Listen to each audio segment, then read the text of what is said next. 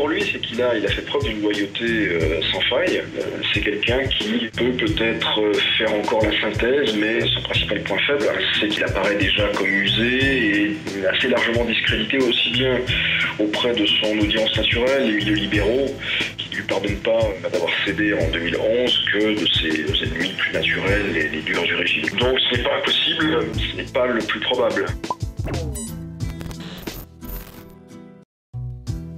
Effectivement, il entre dans beaucoup de cases qui font de lui un successeur potentiel parce qu'il a déjà occupé des fonctions importantes, notamment chef de l'administration présidentielle, il a gouverné l'une des principales provinces pétrolières de Russie et depuis 2011, il est maire de Moscou. De la vie générale, il fait du bon travail, c'est une ville qui se modernise très rapidement. Il a aussi l'avantage d'être équidistant de beaucoup de clans de l'entourage de Vladimir Poutine. Et ça joue pour lui.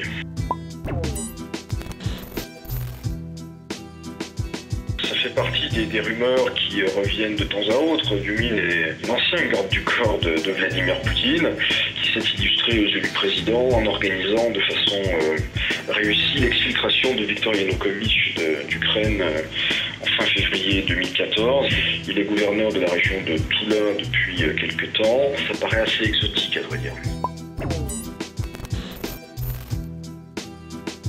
Et Shoigu est l'un des hommes de confiance de Poutine. Il a longtemps été l'homme politique le plus populaire de Russie, juste derrière Poutine, notamment quand il était au poste de ministre des situations d'urgence. C'était lui qui organisait les secours, des tremblements de terre, des inondations, et ça lui a valu l'image d'une sorte de super sauveur du pays. Il a deux facteurs qui jouent contre lui. D'abord, il n'est pas russe, au sens ethnique du terme, et surtout, il a à peu près l'âge de Poutine. Il est un peu plus jeune, mais pas tant que ça. Or, ma conviction, c'est que Poutine ne devra pas, comme successeur, choisir quelqu'un qui a son âge ou pratiquement son âge.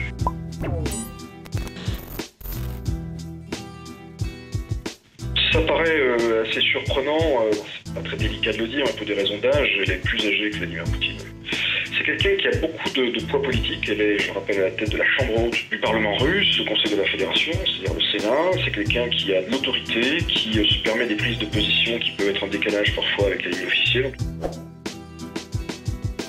Et la différence de 1999, il est peu probable que le futur président de la Fédération de Russie soit aujourd'hui un inconnu.